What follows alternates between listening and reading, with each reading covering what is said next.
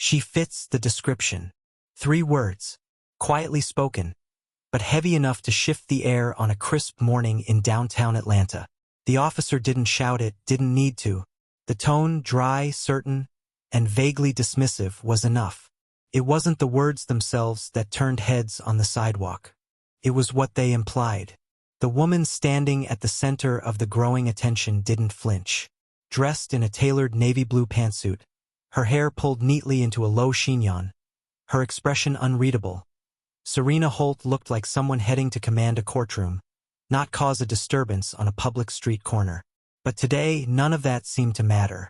Have you ever been judged based on your appearance before you even spoke a word?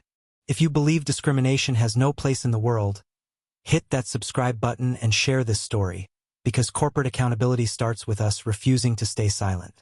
Only minutes earlier, Serena had left her brownstone near the Capitol, portfolio tucked beneath her arm, her usual morning routine of motion and intent. She'd walked these streets for nearly a decade, climbing from junior clerk to federal circuit court judge, passing the same bakeries, the same street vendors, exchanging the same polite nods. Familiarity had, until now, been her armor. But familiarity, it turned out, wasn't protection. She had just stepped off the curb near Peachtree Plaza when she noticed the first patrol car slowing. The officers inside didn't smile. They didn't nod or acknowledge her presence in a city that still prided itself on Southern civility. Instead, they exchanged a look that said everything. One stepped out, his badge gleaming in the morning sun, hand hovering near his belt. "Excuse me, ma'am. I'm going to need to ask you a few questions," he'd said. She paused, politely. About what? The question was simple, reasonable. But to them, it seemed to read as resistance. It was a dance she'd seen too often, especially in the depositions that came across her bench. The tone change, the glance at backup, the silent decision that they didn't like her tone, even when she had barely spoken. 2 more officers appeared from the second cruiser that had pulled up seconds later. No lights, no sirens, but an undeniable presence meant to control rather than inquire. They never asked where she was going. They never noticed the courthouse access badge clipped to the inside of her coat. They didn't see the embossed Department of Justice seal stamped on the corner of her leather folder. They only saw what they were conditioned to react to. She was calm but alert, conscious of the rapidly changing dynamics. Her phone, inside her blazer, buzzed once. Likely her assistant, confirming the 9 a.m. call with the Attorney General's office. But now her hands were by her sides. Movement would be interpreted as threat. She asked once again, her voice still polite but firmer, "Am I being detained?" The reply came not in words, but with cold metal on her wrists. Tight, deliberate, final. Around them, the city's rhythm slowed. A passing jogger stopped. A woman in a suit, late for a pitch meeting, paused to fumble her phone out of her bag. A street musician lowered his trumpet mid-note. Serena said nothing as the cuffs were clicked into place. She didn't scream. She didn't flinch. That silence, unflappable and powerful, only served to unnerve the men gripping her elbows. The officers didn't know who she was. They didn't know that in precisely 45 minutes, she was set to preside over United States versus Fulton PD, a class-action lawsuit accusing the city's police department of systemic racial profiling and excessive force. They didn't know that just yesterday, she'd been named as the keynote speaker for the National Civil Rights Summit. And they certainly didn't know that their decision in that moment, uninformed, unchecked, was about to become the central piece of evidence in a federal courtroom.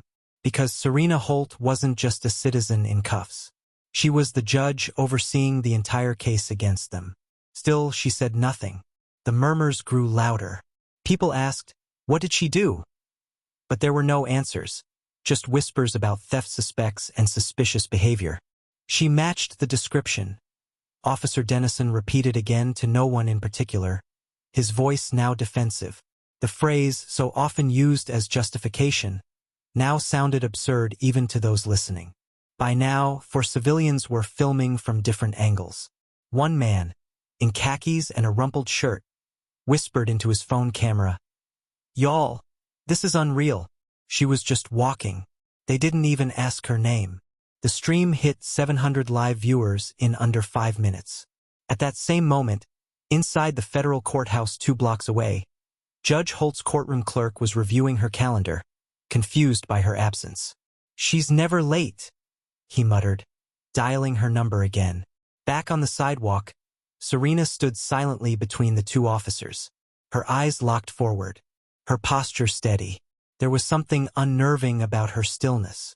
This wasn't the panic of guilt. This wasn't the defensiveness of someone caught. It was composure. It was control. It was experience. And as her photo ID fell from the folder Officer Reynolds had opened without a warrant, her federal credentials landing face up in the gutter, the realization began to creep in. The street fell into eerie silence, interrupted only by the sound of camera shutters and the buzz of incoming messages on the officers' radios, because they were about to learn exactly who they'd just handcuffed. And in 10 minutes, they wouldn't just be releasing her. They would be pleading for forgiveness. The morning air was crisp, but the mood on the street had turned sharp, like glass beneath a boot, the kind of quiet that settles just before a storm. And in the center of that silence stood a woman in cuffs, flanked by uniforms, surrounded by growing tension. Serena Holt didn't tremble. Her wrists ached from the too tight steel. Her reputation stood taller than the buildings around her. Yet the weight of humiliation bore down heavier than she ever could have anticipated. A federal judge, cuffed on the curb of her own jurisdiction, accused of nothing, guilty of nothing, yet treated as if her presence on the sidewalk alone was reason enough for suspicion. This is crazy. Officer Dennison, the taller of the 2, paced behind her now. He'd stopped making eye contact. It was subtle, but she'd seen that shift before. In courtrooms, depositions, and interrogations. That moment when a person begins to doubt the story they've committed to. But instead of backpedaling, they double down, trying to maintain control over a situation they've already lost. His partner, Officer Graves, still scanned the crowd, eyes darting between bystanders holding phones and those whispering in clusters. There was unease in his stance now, a slight tremble at the edge of authority. What had started as a routine stop had spiraled into something different. Something dangerous, something public. The live streams were multiplying. On Instagram, a video titled, "Lady in Suit Gets Cuffed for Walking," had just crossed 2,000 viewers. Twitter threads circulated screenshots of the scene, with captions like, "She didn't resist. She asked a question. That was enough." And over at City Hall, staffers in the mayor's office were sending urgent text messages as they recognized the woman from recent justice reform meetings. Yet here on the sidewalk, time moved slowly. Each second held its own silence. Serena's phone, still in Officer Graves' pocket, vibrated once, then again, a steady rhythm of concern. The chief judge, the district clerk, her assistant, the Department of Justice, all wondering where she was, all slowly piecing together the possibility of what had happened. Graves finally stepped aside, pretending to check the cuffs again. In truth, he needed to breathe, needed a moment to process what was dawning on him. The woman in the cuffs wasn't just someone with an attitude or a refusal to obey. She was someone important, respected, powerful, and worse, she was right. He'd seen her face before, not in person, on television, on flyers, on campaign panels. The city's youngest federal appointee, the judge who authored the scathing opinion on qualified immunity. The woman whose voice had shaken an entire courtroom last year when she ruled against the police department's excessive force protocols, and they had just cuffed her like a petty thief. The crowd thickened. A schoolteacher in a long coat stood quietly off to the side, clutching her lesson planner like a shield. A construction worker, hard hat under his arm, murmured to a friend. And across the street, a city sanitation driver had parked his vehicle with the hazard lights on, arms crossed, eyes narrowed. These weren't protesters. Not yet. They were witnesses, the kind you couldn't ignore, and the officers could feel it. Still, there was no apology. Not yet, because admitting fault meant unraveling the thin thread of control they still clung to. Instead, Dennison returned to the radio, calling in what he termed a situation. The coded language masked the truth. What they had was a mistake, and the longer it stretched, the more dangerous it became. Behind them, another patrol cruiser pulled up, then another. Reinforcements, unaware of what they were walking into, but prepared for the version they'd been told. That a woman was uncooperative, refusing ID, possibly connected to a theft nearby. None of it true, none of it vetted. But in those opening minutes, the narrative had already been written, and rewriting it in front of an audience was proving harder than expected. Back in the crowd, Leah Ramos' livestream viewership hit 5,000. Her commentary had turned from stunned whisper to quiet fury. She repeated what she saw: no resistance, no crime, just a woman in a suit, standing still while the people meant to protect her fumbled with the weight of their assumptions. It was becoming clear to everyone except the men in uniform, that the story wasn't holding up.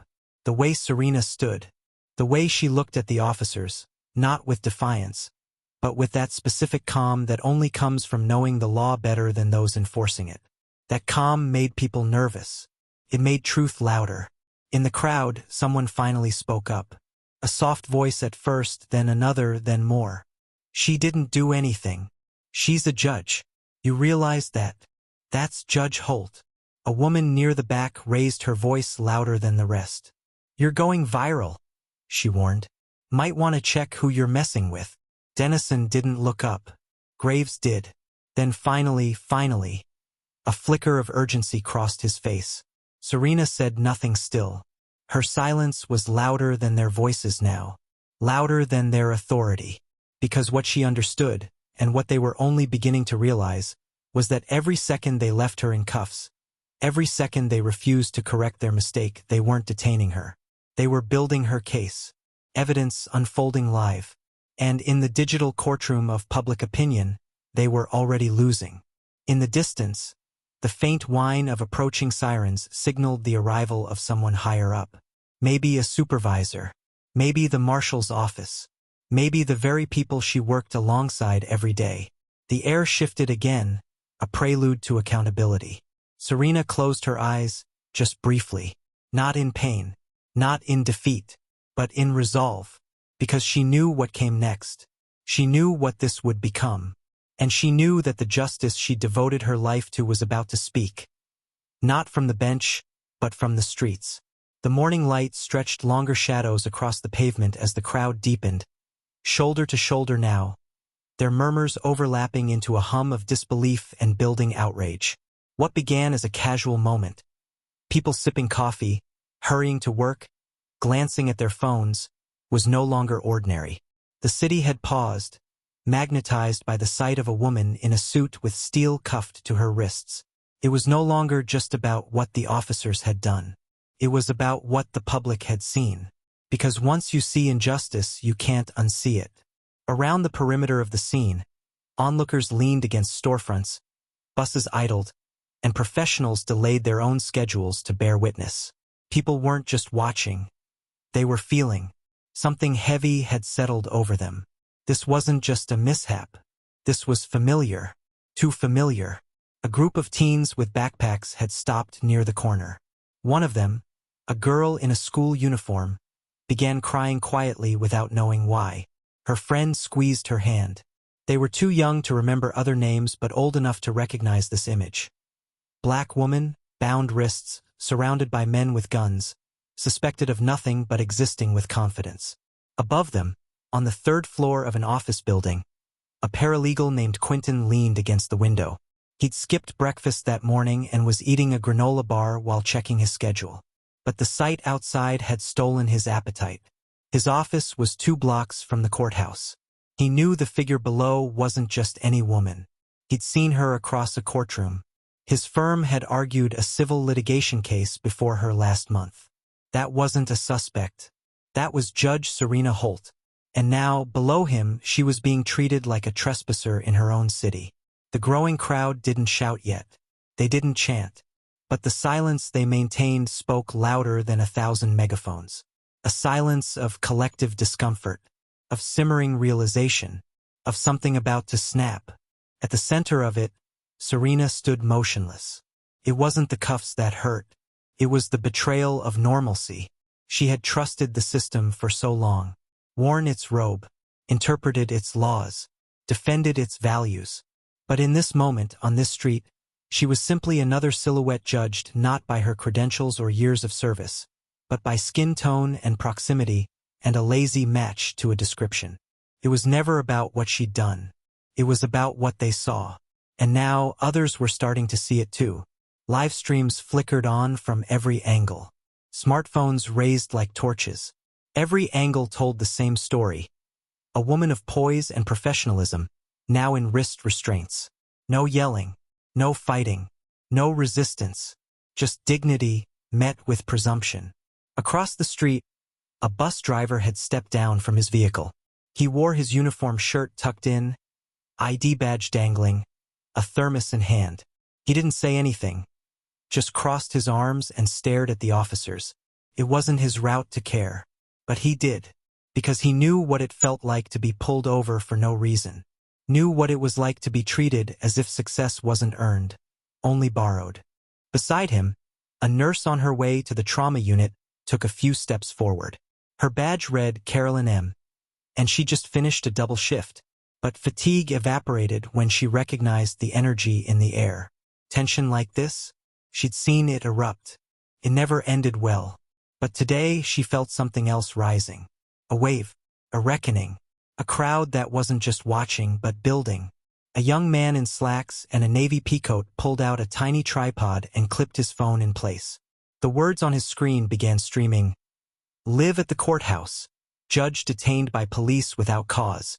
Within minutes, the video crossed 10,000 views. Then 20,000. In chat bubbles below, people typed rapid fire. Is that a judge? Unbelievable. This is 2025. Why is this still happening? Her calm is making them so uncomfortable. The camera panned to show the crowd. Black, white, brown, young, old. No script. No protest signs. Just people who had finally stopped walking. And somewhere in the middle of it all, an older man stepped forward.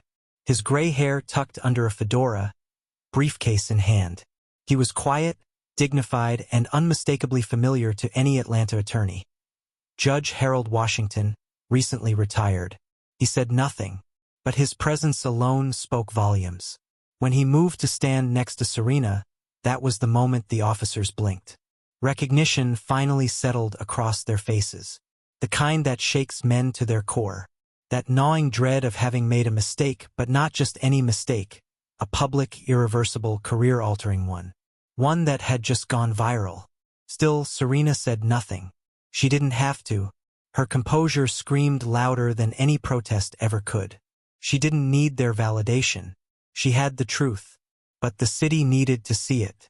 Because truth, when caught on camera, doesn't just inform, it ignites. The buzz of radios and the shuffle of boots signaled the arrival of someone higher in rank. Officer Graves straightened his vest. Dennison checked his body cam. Too late now. They were in it. Caught not just in a policy failure, but in a narrative they'd helped shape, and now couldn't escape. A woman in the crowd turned to the person next to her and whispered, "This one's different." And she was right, because this time the crowd wasn't going away. They weren't dispersing or shaking their heads and walking on. They were staying, recording, uploading, witnessing. They weren't just watching injustice anymore. They were holding it accountable. And Judge Serena Holt, still calm, still dignified, stood quietly at the center of a scene that was no longer just about her. It was about all of them. It was about all of us. It began, not with shouting or a sudden outburst, but with the quiet arrival of a black sedan that slid to the curb with ghost-like grace. The engine idled as the passenger door opened and a figure stepped out in deliberate, calculated motion. His name was Marshal David R. Chambers, and in the world of federal judiciary operations, few names commanded quicker compliance. The crowd didn't know who he was at first, but the way he walked, shoulders square, posture direct, hinted at something beneath the surface. He wasn't rushing. He wasn't panicked. He moved like someone who had been summoned, and knew exactly why. The officers recognized him a second too late. Their clipped tones, their posturing, their authority, suddenly shrank. He didn't need to raise his voice. He didn't need to reach for his badge. His eyes simply swept across the scene. The woman in cuffs, the two officers standing too tall for the moment, and the mass of strangers bearing witness with the glowing evidence of smartphones in hand. The shift was instant. Not dramatic, not loud, but palpable. Serena Holt stood exactly as she had for the past 10 minutes. Tall, still, wrists cinched with polished steel. But everything around her changed in the span of a breath. The tension that once radiated from the officers now clung to them. Their certainty was eroding beneath the weight of realization. It wasn't just the crowd watching now, it was their own chain of command. The marshal didn't ask questions. He didn't need to. He knew who Serena was. He'd seen her from the bench, heard her rulings, watched her wield constitutional law like a scalpel. She was not someone who ever raised her voice. She didn't need to. Serena's silence had already rewritten the air. Officer Graves shifted nervously. Officer Dennison tried to look busy, pretending to check radio chatter, glancing across the crowd. But it was useless now. Their miscalculation had been broadcast beyond the city block. National networks were pinging their local correspondents. Editors were crafting headlines before the story had even ended.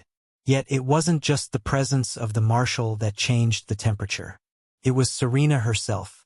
Her posture hadn't faltered. Her expression hadn't cracked. The quiet grace with which she bore the humiliation had turned the optics inside out. She didn't look like someone broken. She looked like someone preparing a deposition with the city as her jury. And the jury was ready to hear it all. The buzz of live streams had grown louder, not in volume but in frequency. Now, dozens of accounts were streaming in tandem. The angles varied, but the subject remained constant. A black woman in cuffs, composed amid chaos, framed by the incompetence of men who no longer knew how to contain the fire they had lit. The crowd wasn't yelling, but their eyes had sharpened. The mood had changed. No longer passive observers, they had become something more dangerous to a system built on impunity, witnesses with evidence. And still, Serena didn't speak. She didn't have to. Behind the line of uniforms, Graves reached for the handcuff key, fingers suddenly clumsy. He whispered something to Dennison, too low for the crowd to hear, but whatever it wasn't confidence. They were trying to reverse it now, but it was too late, because everyone saw it happen. The lack of protocol, the refusal to ask for ID, the fact that even after her federal badge had fallen from her folder, they had still stood in front of her like prison guards. And now, the only thing left to do was pretend it hadn't happened. But pretending doesn't work when the entire street has become a courtroom. A young mother holding a toddler stared at them in disbelief. An elderly couple clasped hands tighter, remembering different decades but the same pattern. In the reflection of a shop window, a barista inside the cafe had her phone pointed directly at the scene, live streaming to thousands from behind the glass. The world had stopped to watch a woman be humiliated, and now the world was watching that humiliation unravel into justice. Marshal Chambers finally moved to stand directly in front of Serena. He didn't look at the officers. He simply nodded once, and then the cuffs came off. Not ceremoniously, not with apology, just with the click of steel and the stifled awkwardness of men who had lost their footing. Graves held the cuffs like they burned. Dennison's face had gone pale. Neither man spoke, because they had just realized they hadn't detained a suspect. They'd detained the judge overseeing their department's future. Serena rubbed her wrists once, a subtle, absent-minded gesture that said more than any monologue could. She looked up, not at the officers but beyond them into the cameras, into the crowd, into the truth, because what mattered now wasn't how they would explain it. It was how the people would remember it. They would remember how she didn't shout. They would remember how she didn't resist. They would remember that she let the system show its teeth before revealing she'd written the policies that would be used to judge it. The balance of power had shifted, not with a gavel, not with a courtroom, but right there on the sidewalk, beneath the watchful eyes of citizens who'd seen enough. Serena turned slightly and picked up her badge, tucking it back into her coat without a word. The marshal walked beside her. No escort, no need for protection. She didn't need their apology. Because she was justice, and justice had already arrived. The air had shifted. Gone was the false confidence, the scripted authority, the rigid posture of officers who had moved too quickly, assumed too much and questioned too little. Now, under the weight of realization and the glow of dozens of phone cameras still recording, they stood small, shrinking, awkward silhouettes of men who had been so sure of their place in the hierarchy, until the truth stepped forward and reminded them how power actually works. Serena Holt had said nothing since the cuffs were removed. Not a word. And yet, the silence had become its own kind of thunder. She stood calmly now, hands no longer bound, her wrists red and tender but her posture regal. She was not flustered. She was not broken. What she was waiting. But not for them. Not for apologies. Not for justifications. Not for the panicked scrambling of Officer Graves or the awkward sidelong glances from Dennison. She wasn't here to teach them a lesson. She wasn't their professor, their mother, or their priest. She wasn't here to forgive them. She was justice. And justice didn't need to forgive. Justice demanded accountability. It began with the black SUV that pulled up to the curb like clockwork, engine purring low. Doors opened before anyone could step forward to explain, and out came 3 people. 2 men in federal marshal attire, and behind them, a woman in a charcoal pantsuit with a gold DOJ pin at her collar. Assistant U.S. Attorney Nia Langston wasn't here to make speeches either. Her presence alone said everything. She walked past the crowd like she owned the concrete, past the officers like they weren't there, and stood directly beside Serena, shoulder to shoulder. 2 women, 2 pillars, framed by chaos, but untouchable in their poise. The crowd didn't cheer. They didn't need to, because now it was obvious. The woman who had been detained had not only been innocent, she had been the highest-ranking official on the block. The irony had melted into rage, and then into reverence. What they had witnessed wasn't just a mistake. It was the moment when systemic arrogance was peeled back in real time, layer by layer, until only the truth remained, raw and undeniable. Behind Serena, one of the marshals handed her a phone. The screen lit up with a name, Director Reynolds, head of the Civil Rights Division. Serena looked at it for a second and nodded. The call could wait. Instead, she reached into her coat, slowly, deliberately, no sudden movements, not anymore. The crowd, still frozen in collective tension, watched as she pulled out a wallet no bigger than her palm. She opened it and held it up, not toward the officers but toward the cameras. And there it was, a federal badge, polished, gold, embossed with the seal of the United States District Court. Below it, her name, Honorable Serena N. Holt, Federal Circuit Judge, Eastern District of Georgia. There was no speech, no anger, just that moment broadcast to tens of thousands of viewers across live streams, when assumptions shattered under the weight of credentials. The murmurs became audible gasps. The smartphones began zooming in. She's a judge? Oh my God! That's the woman overseeing the case against the police. People weren't whispering anymore. They were repeating the truth loud enough for others to hear. And the people who had looked away at the start, pretending not to see the injustice, they were now moving closer, their regret visible in every step. Somewhere across town, a television anchor cleared her throat as producers scrambled to update the cheerin'. Breaking: federal judge mistakenly cuffed by local police during morning commute. But this wasn't a mistake. Not really. This was a symptom, a reflection of something deeper. Serena knew it. And now, so did everyone else. Officer Graves seemed paralyzed. His mouth opened, but no words came out. His face pale, eyes darting, like a man trying to outrun his own guilt in front of a live studio audience. Dennison, meanwhile, kept his hands on his hips, as if still holding on to the illusion of control. But control had long since left the sidewalk. What stood there now wasn't a suspect. It was a reckoning. From the back of the crowd came a flurry of movement. Members of the press, alerted by the viral clips, now pushing forward with cameras and microphones. The growing sea of publicists, activists, and legal observers transformed the space into a full-blown media zone, cordoned off only by the memory of what had just unfolded. And Serena?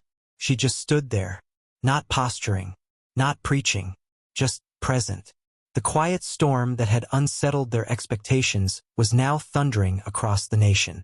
Not because she shouted, but because she didn't have to. Every moment since her detention had become a case study in restraint. She hadn't pulled rank. She hadn't threatened lawsuits. She had let them walk into the trap they had laid for so many others. And now the walls were closing in. 2 court officers arrived next, cutting through the reporters with practiced efficiency. One of them passed Serena a thin black folder. Inside it was a transcript, neatly typed and sealed with the court's watermark, today's docket. She was, after all, still expected in court. Only now the courtroom would wait, because what had just unfolded outside, on this cracked stretch of city pavement, was a trial of its own kind. One without gavels, without sidebars, without juries. A trial where the people served as witnesses and the truth delivered its own verdict. Serena looked out at the faces watching her. Some wide-eyed with admiration, others heavy with shame. She didn't gloat. She didn't gloat because the pain that came with this moment didn't require celebration. It required memory. This wasn't about her. It never was. It was about every person who never had a badge to pull from their coat. Every person whose dignity was dismissed before their name was even heard. She handed the phone back to the marshal. She turned. She walked away, not because she had something to prove, but because she had work to do. Behind her, Officer Graves finally sat down on the edge of the curb, head in hands, as if only now understanding the depth of what he had helped create. And Dennison? Dennison finally spoke. But no one heard it, because apologies whispered after violence rarely land loud enough to erase the harm. The courthouse was quieter than usual that morning. Inside the wood-paneled chambers of Courtroom 2B, the buzz of routine proceedings had given way to a kind of reverent stillness. People were whispering, but not about case law or docket numbers. They were whispering about what had just happened outside. Everyone had heard. The security officers, the clerks, even the bailiff, usually stoic and detached, had looked up when he saw Serena Holt enter the building flanked not by security, but by silence. She wasn't flustered. She wasn't late. If anything, she looked more composed than she had in years. But something about the way she held her briefcase, close, precise, symbolic, told the people watching that something had shifted. She didn't stop to explain. She didn't acknowledge the crowd of staffers watching her pass. She didn't need to, because what had taken place on the sidewalk minutes earlier had already detonated across every screen in the building. News anchors were now reading from teleprompters they hadn't practiced. Federal judge wrongly detained. Mistaken identity sparks national outcry. Livestream shows moment judge is handcuffed for walking to court. Inside her chambers, Serena moved with the same measured elegance she always had. She set down her things, removed her coat, pulled her robe from the polished wooden hanger. The act was mechanical but charged with quiet defiance. Each motion was a statement. I belong here. I've always belonged here.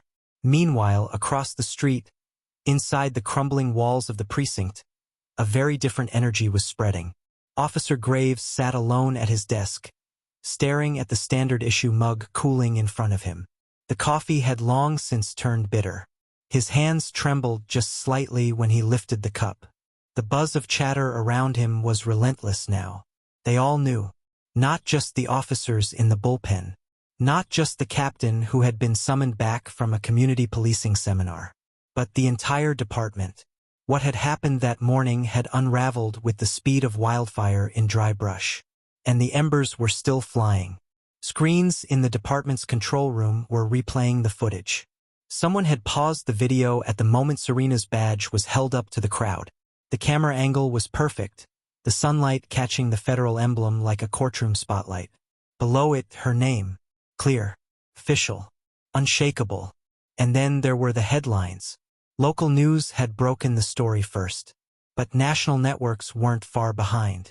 CNN was broadcasting a split screen, one half showing Serena calmly standing in cuffs, the other showing her presiding over a high-profile civil rights case from just months earlier.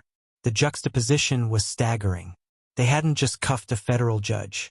They had cuffed the federal judge investigating their own department for unlawful stops and constitutional violations. The optics weren't bad. They were catastrophic. Calls began pouring in. The mayor's office wanted answers. The district attorney's office was requesting an immediate report. Civil rights attorneys were already drafting formal letters.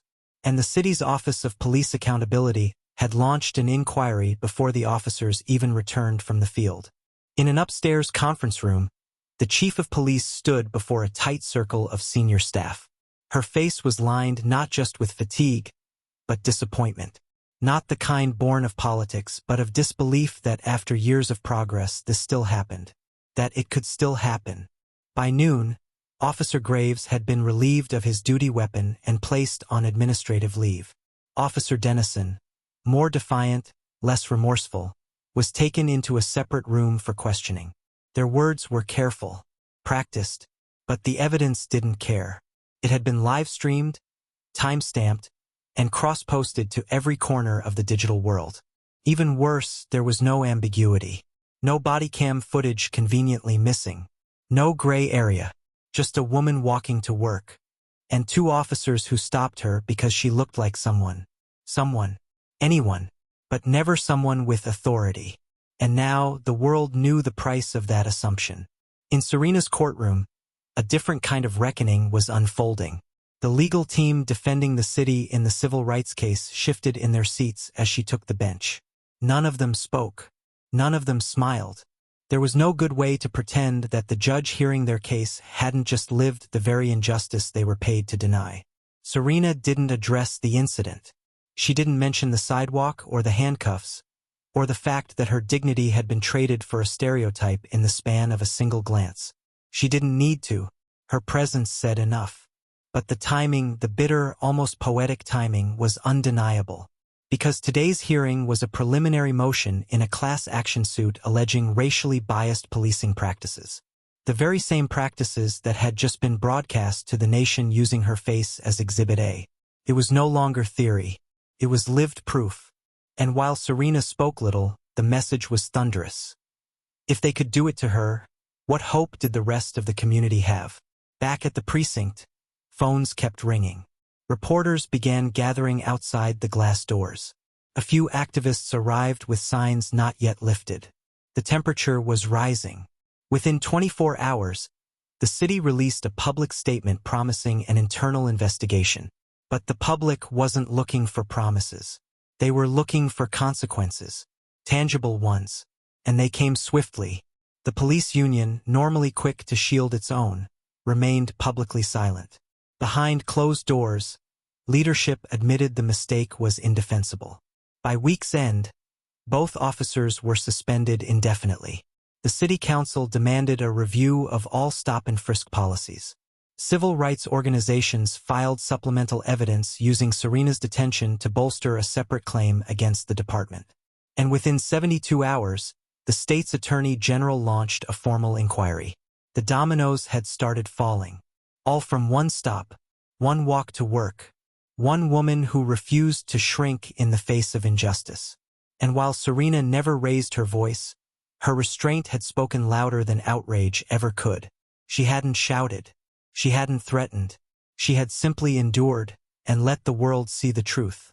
Because sometimes justice doesn't wear a robe. Sometimes it stands silently on a sidewalk, in a suit, with wrists red from cold steel, and a nation watching.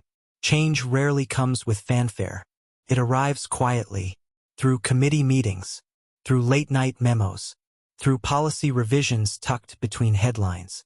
But this time, it came with the sound of handcuffs, the click of a live stream, and the echo of a nation gasping all at once. In the weeks following Judge Serena Holt's wrongful detainment, the city moved from damage control to damage confession. The mayor, red-eyed from relentless press briefings, no longer delivered rehearsed statements.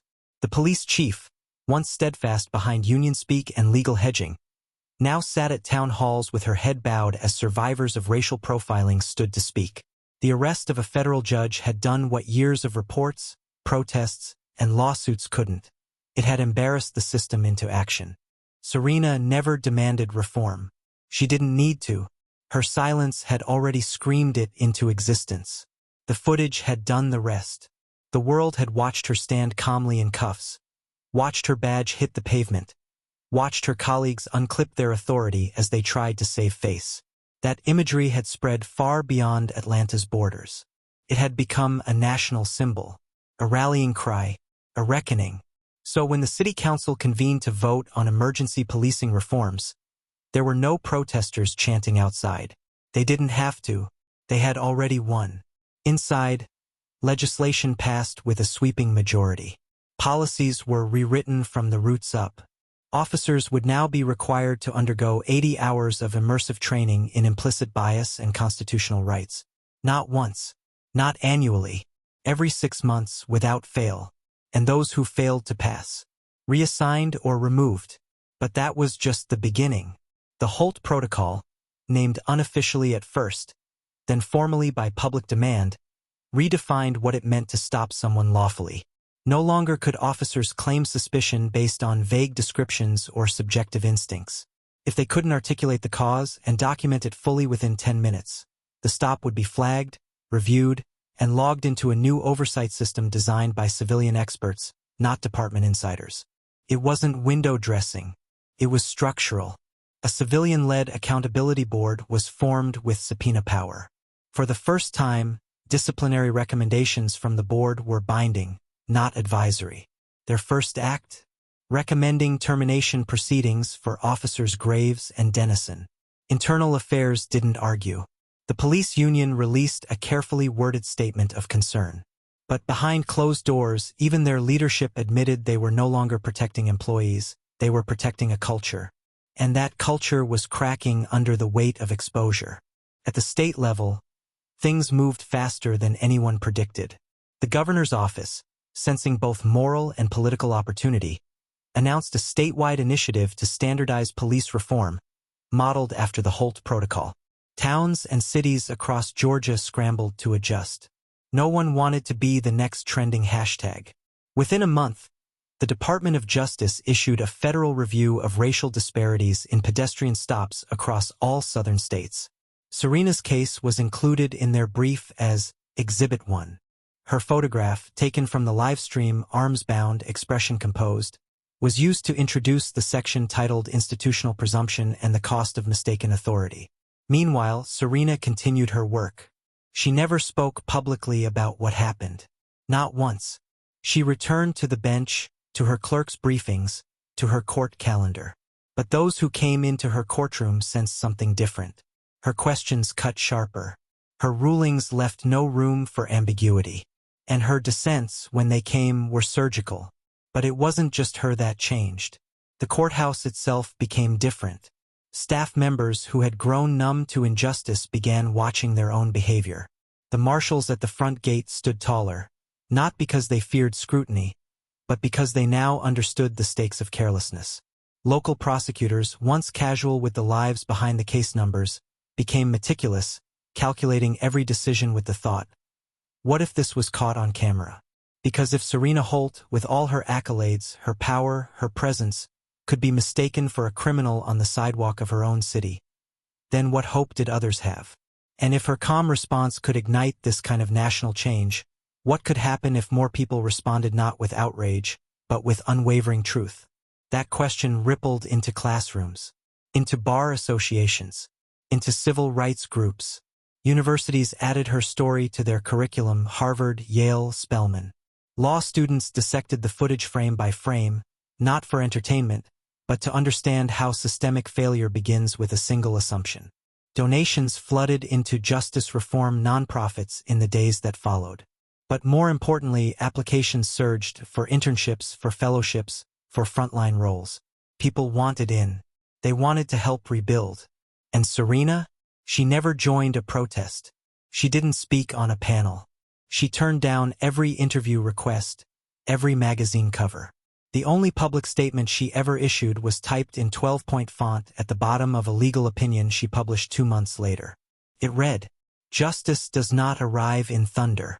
Sometimes, it stands on a sidewalk, in a suit, in silence, until the world decides to listen." Holt versus City of Atlanta.